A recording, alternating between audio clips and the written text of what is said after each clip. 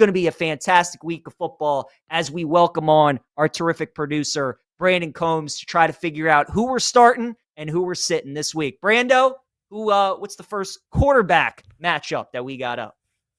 All right, boys. Fantasy playoffs. A lot of fantasy playoffs start this week, which is crazy. I know my big money league fantasy playoffs start this week, and we got guys on buys. Luckily, I have a first-round buy, so I don't have to deal with it because I'd be missing Christian McCaffrey this week, which would drive me nuts. But, all right, we're going to go quarterback. You can start one. I'm going to give you groups of two. You can only start one. Jared Goff versus the Dallas Cowboys or Lamar Jackson versus the Pittsburgh Steelers. PJ? Who you starting? Who you sitting? You know, you guys know I'm a Ravens fan. Number 8's my guy, but I got to go with Jared Goff. First off, I mean, the totals in the game, right? Ravens Steelers 43.5, Lions Cowboys 54.5. And Lamar's just not right. We all see it. He's not himself. He's playing hurt. He hasn't thrown a touchdown pass in the last 3 games. And historically, throughout his career, when he has played Pittsburgh, he has tended to struggle in those kinds of games. He hasn't been effective as a passer. So if we're looking for a game for Lamar to get right, this is not the game that we want Lamar to get right.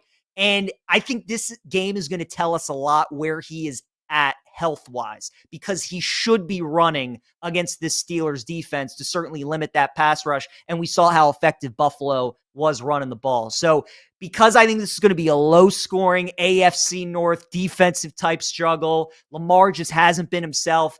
Even without Amon-Ra, even without Laporta, the Lions are going to have to score in that game. I think they will. So, Brad, I'm going to go with Jared Goff over Lamar in that matchup. Yeah, and I can completely agree with you, quite honestly. And again, the total is got to be emphasized in this one. In the mid-50s? Are you kidding me? Dallas as well, given their shortcomings defensively on especially the back end, number 28 in the league, and drop-back EPA defense. Even without Amon-Ra St. Brown, he's still got all kinds of weapons. Even without Sam Laporta, too. Jameson Williams there. We already talked about Tom Kennedy maybe stepping up. Jahmyr Gibbs ain't too shabby as a pass catcher out of the backfield. So that game is giving off like first to 35 vibes. I want me some Jared Goff on the fast track there at Ford Field. It could be 300 plus and a multitude of touchdowns. So give the advantage to him over Lamar Jackson. Next. No love for Lamar means he's going off for 60 this week. God, right, I hope so. Brandon, nothing would make me happier. Please. Please. Yeah. What do we got next? I'm on the bye week, so it's definitely going to happen because I have Lamar. All right, Jordan Love versus the Chicago Bears or CJ Stroud versus the Kansas City Chiefs. Brad, who you starting, who you sitting? I'm going to go with CJ Stroud here. It's not because I'm a Chicago Bears fan by any stretch of the imagination, but the Bears have gotten healthier, much healthier on the back end with Jalen Johnson back, Kyler Gordon back as well. Nashon has played amazing football. Byard has played amazing football. Both those guys are pick-off machines. And Jordan Love has just been on a roller coaster ride of inconsistency. CJ Stroud looked pretty good last week. Yes, and I did bet on him on the over 1.5 passing touchdowns at a plus 135 because you look at Kansas City, they're outside the top half in drop-back EPA defense on the season, and they're far worse. They're in the bottom 5 in that category since week 10. So CJ Stroud could have a surprising result in the cold, on the road, in front of the 75,000 full-throated Kansas City fans. I like him to have a better day than Jordan Love. PJ, how about you?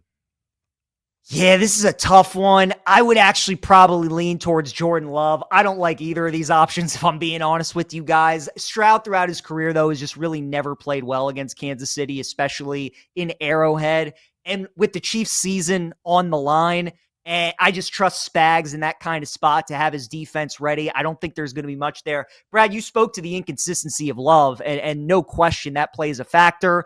Bears secondary has been healthier, getting Johnson back, getting Gordon back. So I don't think it's going to be as easy for Love as it's been for some of these other quarterbacks that have faced the Bears throwing the football. It's December at Lambeau.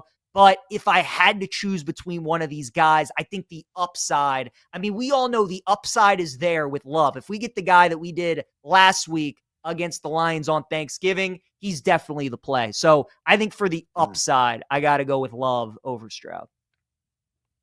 Yeah, there's no world in which I would ever draft Jordan Love, let alone play him in a fantasy playoff. So, it's tough because I think people are afraid to admit that the Kansas City Chiefs are having a down year. But this is a tough one. If you have these two quarterbacks, I don't envy you. Yeah. All right, let's move on to the next pair.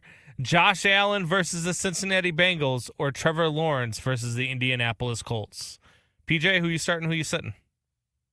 Man, so we talked about earlier, James Cook. Brad and I both feel like he's going for over 100 against the Bengals, so you would think he's going to have a dominant day on the ground. But again, it's the Bengals defense, right? Another game with the high total. I think Trevor's going to play pretty well. The Indy defense has been good this season. They made a couple of trades at the deadline, but if I see a quarterback of Josh Allen's caliber going up against Cincinnati, I think that's enough for me. So I would go with Josh Allen against the Bengals.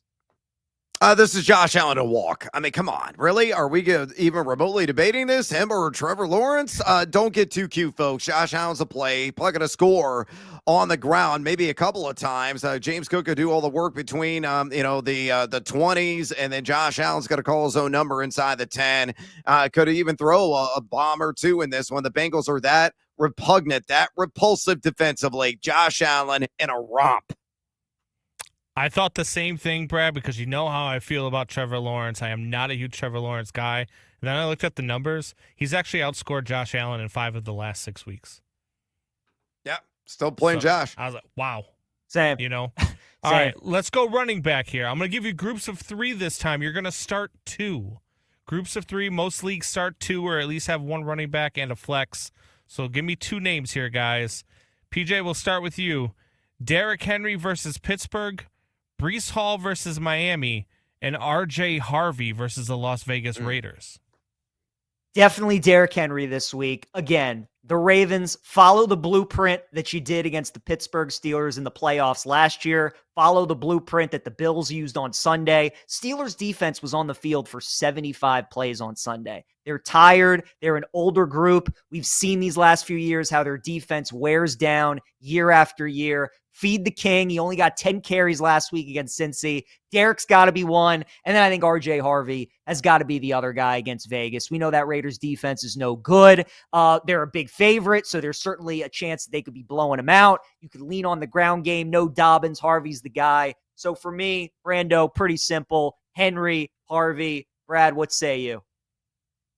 Henry, whole special. Oh, the football Frankenstein is automatically in my lineup. Could easily go out there and get you like 90 yards and a touchdown. Pittsburgh that has been one of the friendliest run defenses in the league this year. Breece Hall is the other one for me. Tyrod Taylor has actually been respectable, at least average, so can keep the defense honest. Breece Hall can also beat you the air. RJ Harvey sits. The saving grace, and I've said this time and time before with the Silver Black this season, has been in the trenches of the run defense because of a guy named Crosby, Max. I know RJ Harvey had a multi-TD game last week, but he's going to be very touchdown dependent. That could be far-fetched. So it's Hall, it's Henry, and a distant third, RJ Harvey. All right, boys. I actually would go Breece Hall and RJ Harvey. I would actually sit Derrick Henry this week against the Steelers. Wow, no Jaylen way. Warren. No way. Okay. I agree, no way. Jaylen Warren versus Baltimore. Ashton Genty versus Denver. And DeAndre Swift versus Green Bay. Brad, who you starting, who you sitting? Jaylen Warren's in. Mike Tomlin coming out and saying, hey, we got to devote ourselves to running the ball better and more effectively. So Warren's got to get touches. He's got to get fed. The Ravens have been very inconsistent in terms of their run defense. DeAndre Swift's the other one. I think Ben Johnson is going to, again, diversify the play calling. It's not going to be a heavy ground and pound with him and Kyle Menengue. But still, Green Bay, decent against the run, to say the least. But DeAndre Swift has got at least 60, 70 yards and impossible touchdown as well. Genty against the Broncos, he's going to be looking to have like 65 combined yards. He had 3 grabs in that first matchup, which gave me nightmares. It was 10-7, set football back roughly 75 to 100 years. Should have been played in black and white with leather helmets. It was so bad. But of those 3 catches, he only had 5 yards, had 60 on the ground. Vegas is broken offensively. I want nothing to do with Genty if you're going to give me some better options, and Warren and Swift are.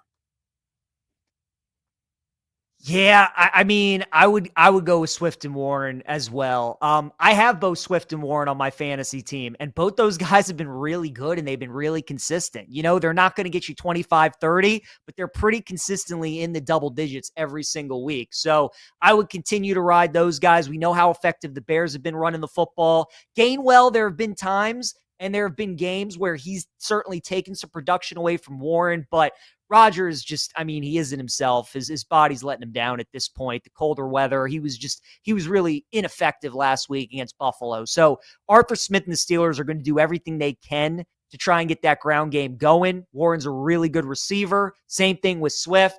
Genty, I like him a lot as a back, but you can't like that matchup against Denver's defense. No. So I'm with Brad. Warren and Swift would be the two for me. Yeah, I concur with you guys. All right, let's move over to wide receivers. Let's get some wide receiver matchups in here. Let's go with a tough one here. We've got Jamar Chase versus Buffalo, JSN versus Atlanta, Rashee Rice versus Houston. Got to start 2 and sit 1, PJ. Where are you going? I mean, look, if you got these three guys, you're probably having a really good year. But if I've got arguably congratulations. Yeah, I mean, what a team that is. But, Brando, you could argue that Jamar and JSN are the two best receivers in the league. And there's no way I'm not playing those two guys, right? And they got good matchups. I mean, JSN against Atlanta, Jamar against Buffalo, and Rashee Rice has got to deal with Stingley. So, I mean, maybe if Rice was going up against Washington or somebody else, maybe you make the case. But again, man, if you're in the playoffs trying to make a playoff spot, you got the two best receivers in football on your team. You got to roll with those guys. No disagreement for me. It's Chase, it's JSN. They're auto plays every single week. Rice is dynamite, but Houston, number 1 in the NFL, EPA per play defense. He is on the outside looking in. All right, let's see if I can make you guys think on this last one. We got about 30 seconds each. Zay Flowers versus Pittsburgh, Troy Franklin versus the Raiders, and Quentin Johnston versus the Eagles. Who you starting, who you sitting, Brad? Flowers is automatic. It really comes down to Quentin Johnson and Troy Franklin. And honestly, I'm going to go with Quentin Johnson. Look, I know he can go out there and lay an egg. Philadelphia is pretty stiff and stout on the back end, but he's always a threat to score. Big playability. Played outstanding football last week, and I think Justin Herbert is going to play. So give me Johnston. If Herbert sits, I'd pivot to Troy Franklin. But let's be honest, Pat Bryant's playing better football than Troy Franklin right now. He is. It's tough to know which Broncos receivers are going to step up every week, but I would go Franklin over Johnson. I agree with Brad. Zay would be the top choice. Between Johnson or Franklin, I'd lean towards Franklin against that Vegas